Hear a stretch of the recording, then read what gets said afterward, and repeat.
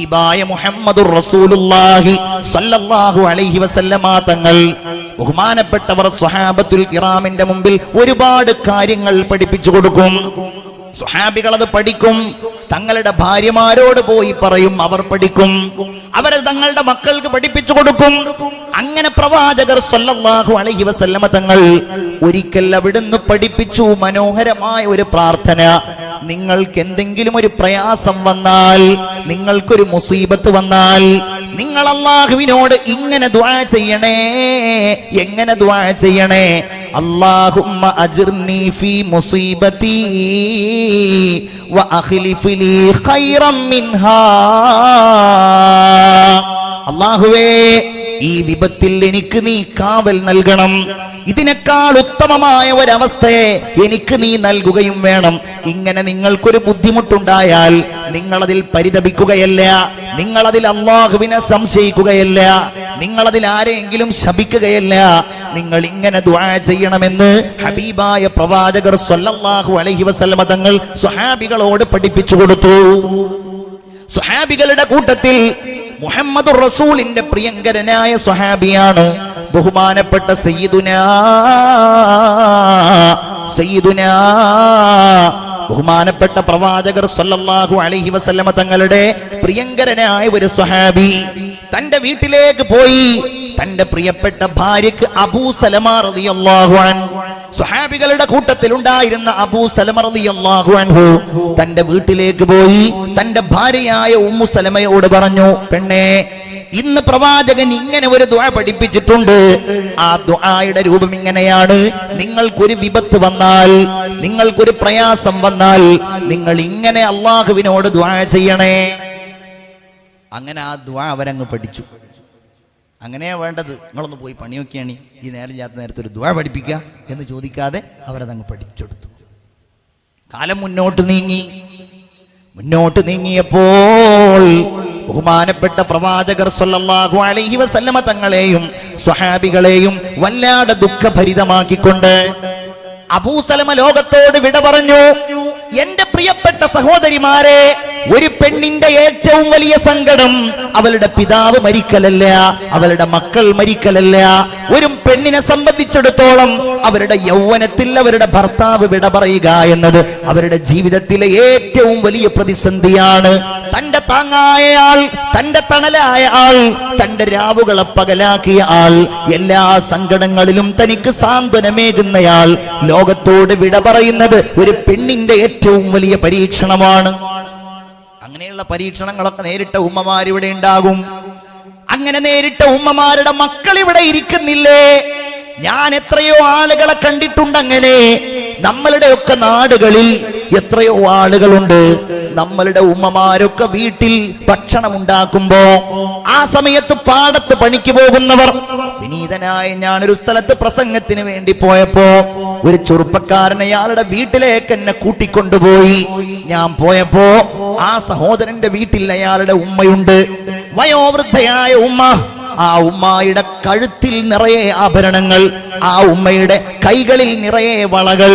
അതൊക്കെ ഇങ്ങനെ കാണുന്ന ഒരു വളരെ വൃദ്ധയായ ഒരു ഉമ്മ.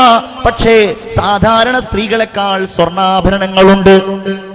അങ്ങനെ ഞാൻ ആ ഉമ്മ എന്നോട് എന്തോ പറഞ്ഞു ദുആ ചെയ്യാനൊക്കെ പറഞ്ഞവർ അകത്തേക്ക് പോയി. ആ സഹോദരൻ അയാളുടെ കഥ എന്നോട് പറയാണ്.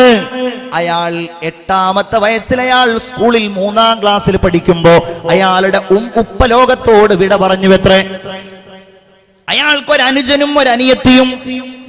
നാട്ടുകാരും വീട്ടുകാരും എല്ലാവരും ഒഴിവാക്കി എന്ന് പറഞ്ഞാൽ പരിപാലിക്കാൻ ആളില്ല, ഏറ്റെടുക്കാൻ ആളില്ല, നോക്കാൻ ആരുമില്ല. ഇയാള് പറയാണ്, ഞാൻ കാണുന്നത് പിന്നെ എന്റെ ഉമ്മ പാടത്ത് പണിക്ക് പോകുന്നതാണ്, പറമ്പിൽ പണിക്ക് പോയി. ഞാൻ സ്കൂളിലേക്ക് പോകുമ്പോ എന്റെ നാട്ടിലുള്ള റോഡ് പണി നടക്കുന്ന കാലമാണ്. ആ റോഡിലേക്ക് വലിയ വലിയ കൊട്ടകളിൽ കരിങ്കല്ലുകളേറ്റിയിട്ട് എന്റെ ഉമ്മ ഇങ്ങനെ കൊണ്ടുപോയിട്ടിടുന്നത് ഞാൻ കണ്ടിട്ടുണ്ട്. എന്റെ ചെറുപ്പത്തിൽ ഞങ്ങൾക്കൊരു തുള്ളി ഭക്ഷണം, ഒരു തുള്ളി കഞ്ഞി തരാൻ, ഒരൽപ്പം ചോറ് തരാൻ എന്റെ ഉമ്മ അധ്വാനിച്ചു. എന്റെ ഉമ്മയുടെ നെറ്റിത്തണം വിയർത്തു.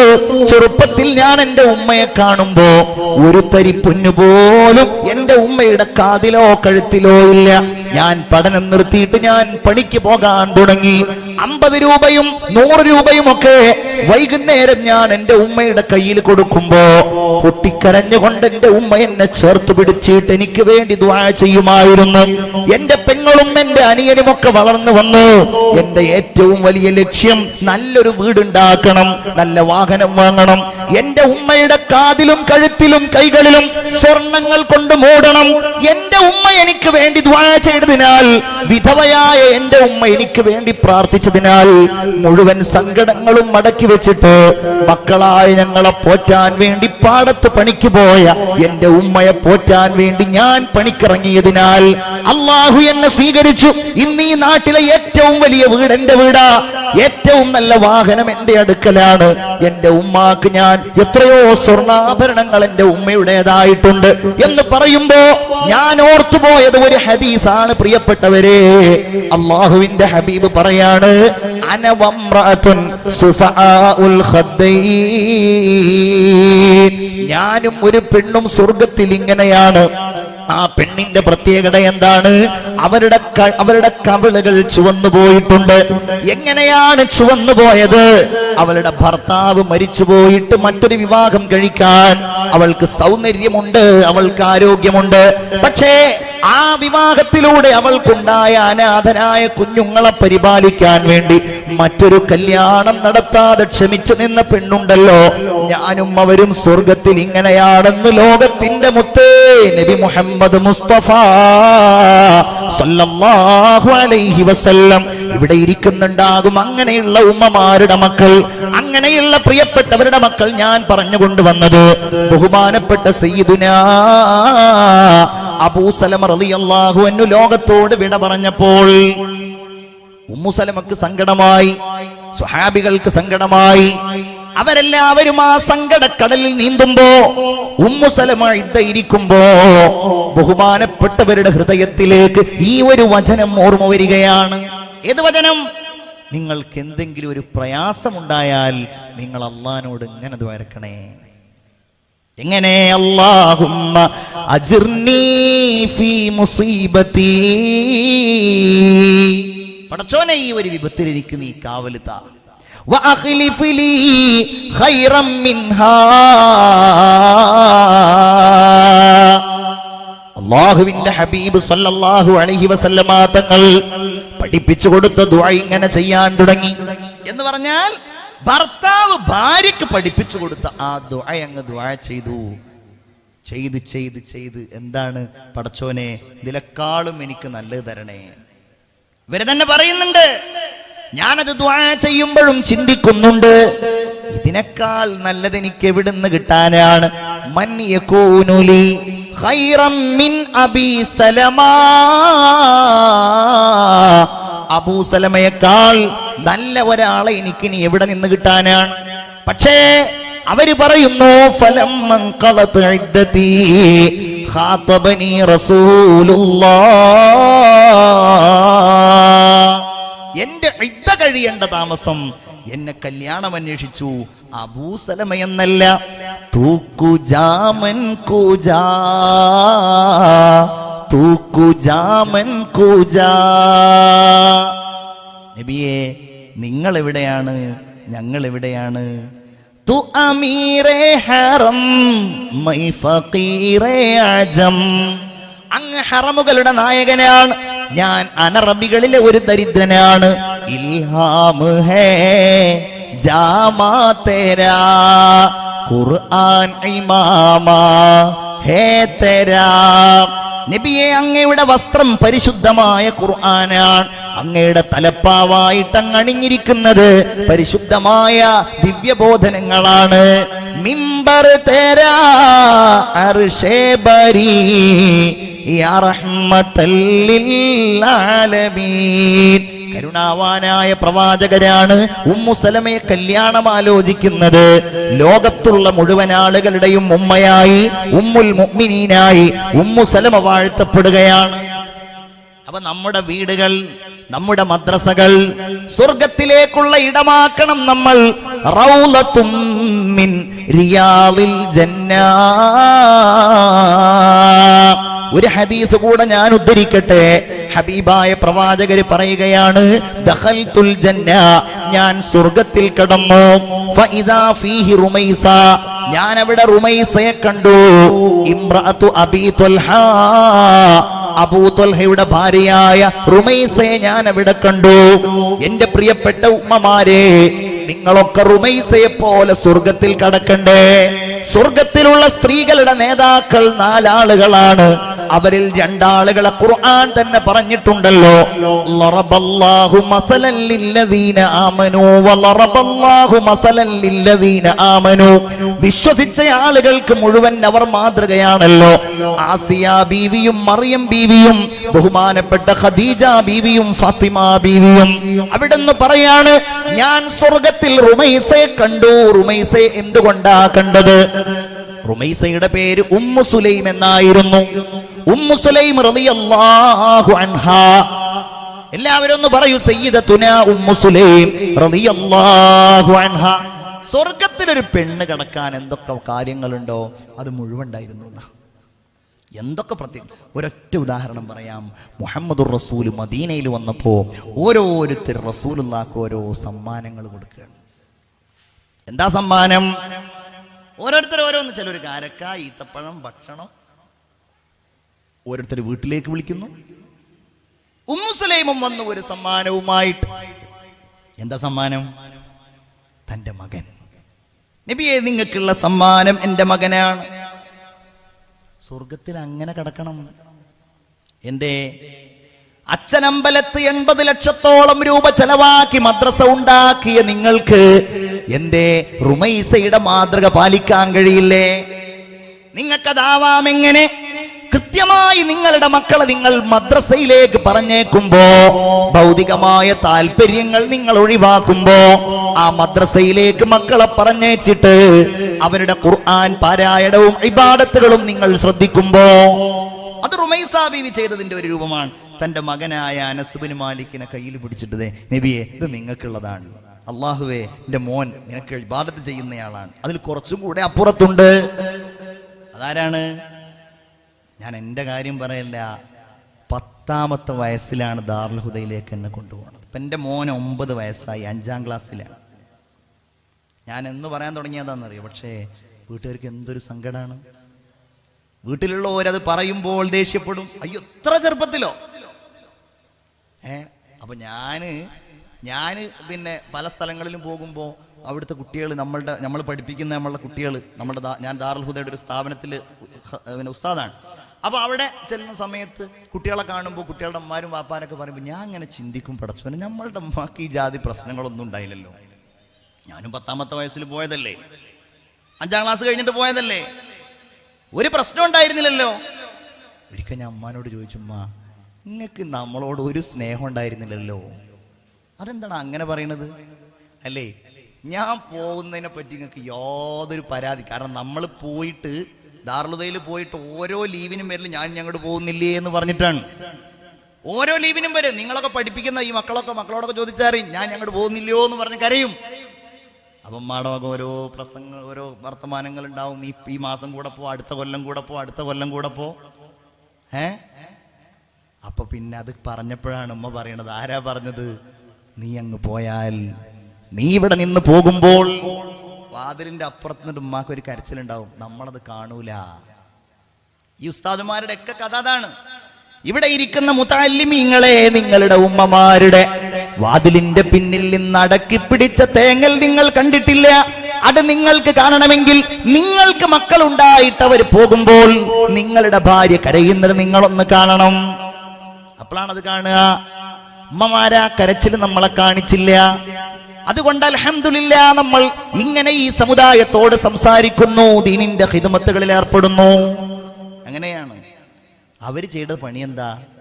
അവർ ഈ റുമൈസ ബീവി ചെയ്തതല്ലേ ചെയ്തത്? മുഹമ്മദ് അലി ഖാസിമിയെ അവിടുത്തെ ഉമ്മ ചെയ്തതല്ലേ? എന്തേ? ദീൻ പഠിക്കുക. അച്ഛനമ്പലത്ത് കുറച്ചും കൂടെ ഹുദവികൾ ഉണ്ടായിക്കൂടെ? അച്ഛനമ്പലത്ത് കുറച്ചുകൂടെ വാഫികൾ ഉണ്ടായിക്കൂടെ? അതിന്റെ സമയമാണിപ്പോ. വാഫിക്കും വഫിയക്കൊക്കെ അപേക്ഷിക്കേണ്ട സമയമാണിപ്പോ. ദാറുൽ ഹുദയിലേക്ക് അപേക്ഷിക്കേണ്ട സമയം ആവാൻ പോവാണ്. ഒരു മടിയും കാണിക്കരുത്. ഇവിടെ വന്നു പോയല്ലോ ബഹുമാനപ്പെട്ട ഡോക്ടർ ബഹാവുദ്ദീൻ മുഹമ്മദ് നദവി ഉസ്താദ്, അള്ളാഹു അവിടത്തേക്ക് ദീർഘായുസ് കൊടുക്കട്ടെ. ലോകം മുഴുവൻ അറിയപ്പെടുന്ന ഒരു മഹാപണ്ഡിതനാണ്.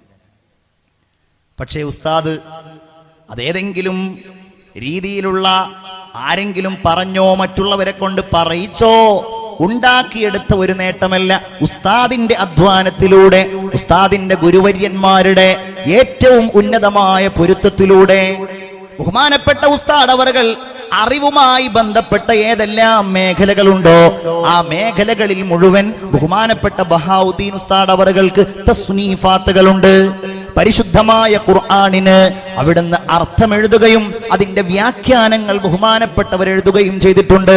കർമ്മശാസ്ത്രത്തിൽ അറബി ഭാഷയിൽ ബഹുമാനപ്പെട്ടവർക്ക് ഫിഖ്ഹുൽ അത്ഫാലുണ്ട്. ഇമാം ബുഖാരി റളിയല്ലാഹു അൻഹുവിന്റെ അൽ അദബുൽ മുഫ്രദ് എന്ന് പറയുന്ന മനോഹരമായ ഹദീസിന്റെ സമാഹാരം ബഹുമാനപ്പെട്ട ഉസ്താദ് അവറുകൾ പരിഭാഷപ്പെടുത്തിയിട്ടുണ്ട്. തസവ്വുഫിന്റെ ഉന്നതമായ ഗ്രന്ഥങ്ങൾ ബഹുമാനപ്പെട്ടവർ മലയാളത്തിലേക്ക് വിവർത്തനം ചെയ്തിട്ടുണ്ട്. ബഹുമാനപ്പെട്ട ഇമാം സുയൂത്തിയെ കുറിച്ച് പഠനം നടത്തിയതിനാണ് കാലിക്കറ്റ് യൂണിവേഴ്സിറ്റിയിൽ നിന്ന് ബഹാവുദ്ദീൻ ഉസ്താദ് അവറുകൾക്ക് ഡോക്ടറേറ്റ് കിട്ടിയിട്ടുള്ളത്. ആയിരക്കണക്കിന് വരുന്ന ഹുദവി പണ്ഡിതന്മാരുടെ ഉന്നതനായ അധ്യാപകനായി, ഉസ്താദായി, മാർഗദർശിയായി നിലകൊള്ളുന്ന ആ മഹാനിൽ നിന്ന് നമുക്കൊക്കെ പഠിക്കാനുള്ള ഏറ്റവും വലിയ പാഠം, അധർമ്മത്തിനെതിരായി ഒരു പ്രതിസന്ധിയെയും വകവെക്കാതെ, ഒരു എതിർപ്പിനെയും കൂസാതെ വളരെ ശക്തമായി സമസ്തയുടെ മുന്നിൽ നിന്ന് ഇന്ന് ഈ സമുദായത്തെ നയിക്കുന്നു എന്നതാണ്. ഉസ്താദിനോട് ഞാൻ തന്നെ ചോദിച്ചിട്ടുണ്ട്, ഉസ്താദ് എന്തിനാണ് വെറുതെ ഈ പ്രശ്നങ്ങൾക്കൊക്കെ പോണത്? പ്രശ്നമല്ല. ഉസ്താദ് പറയും, സത്യം എങ്ങനെയാണ് ഒളിപ്പിച്ചു വെക്കാൻ കഴിയുക? ഉസ്താദിനോട് ഞാൻ ചോദിച്ചിട്ടുണ്ട്, ഉസ്താദ് എങ്ങനെ ഓരോന്നിനും ഇറങ്ങുമ്പോ എതിർപ്പുകൾ വരും? നമുക്ക് എല്ലാവർക്കും കാണാൻ കഴിയുന്നതാണ്. ആലുവയിൽ ഒരു കള്ളത്തൊരീക്കത്ത് ഉണ്ടായിരുന്നു. അതിന്റെ ആള് പടുത്ത് മരിച്ചുപോയി. ആലുവ ത്വരീക്കത്ത് എന്ന് പറയും. ശരിയാത്തുമില്ല, ത്വരീക്കത്തുമില്ല. അങ്ങനത്തെ ഒരു വിഭാഗം ആളുകളാണ് അതിന്റെ ആളുകൾ. ഞാനിപ്പോ അതിലേക്ക് കിടക്കില്ല.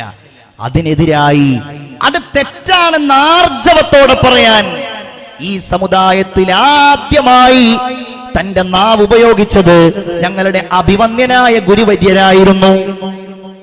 അങ്ങനെ ഓരോ കാര്യങ്ങളും പിൽക്കാലത്ത് കേരളത്തിൽ വിവാദമായ ഒട്ടനേകം സംഗതികൾ ബഹുമാന്യരായ ബഹാവുദ്ദീൻ ഉസ്താദിന്റെ ഈ കാലഘട്ടത്തിലെ ആ മാർഗദർശനത്തിലൂടെ പഠിപ്പിക്കപ്പെടുന്ന ദാറുൽ ഹുദയിലേക്ക് പോകാനുള്ള സമയമാണ്. വാഫി കോഴ്സിലേക്ക് പോകാനുള്ള സമയമാണ്. അവിടേക്കൊക്കെ മക്കളെ സമർപ്പിക്കുന്നവരുണ്ടല്ലോ. മറ്റൊന്നുമല്ല, അവര് ചെയ്യുന്ന പണി എന്താണ്? ബഹുമാനപ്പെട്ട ഉമ്മു സുലൈം തന്റെ പ്രിയപ്പെട്ട മകനെ അള്ളാഹുവിന്റെ ഹബീബിന് സമ്മാനിച്ചതാണ്. ഹബീബായ പ്രവാചകന് 10 വർഷക്കാലം ഖിദ്മത്ത് ചെയ്യാൻ ബഹുമാനപ്പെട്ട അനസ് ഇബ്നു മാലിക് റളിയല്ലാഹു അൻഹുവിന് സാധ്യമായി. ചിന്തിച്ചു നോക്കൂ നിങ്ങൾ. അതാണ് സ്വർഗത്തിൽ ഞാൻ റുമൈസയെ കണ്ടു. സ്വർഗത്തിൽ ഞാൻ ഒരു കാൽപ്പാടത്തിന്റെ ശബ്ദം കേട്ടു. ഞാൻ നോക്കിയാരാണത്? ഫഇദാ ഹുവ ബിലാൽ. അത് നമ്മുടെ ബിലാലായിരുന്നുവല്ലോ. ഞാൻ അവിടെ ഒരു കൊട്ടാരം കണ്ടു. അതിന്റെ കമനീയത കണ്ടപ്പോ, അതിന്റെ മനോഹാരിത കണ്ടപ്പോ ഞാൻ വിചാരിച്ചു, അല്ലാ, ഇതെനിക്കുള്ള ഒരു കൊട്ടാരമാണോ?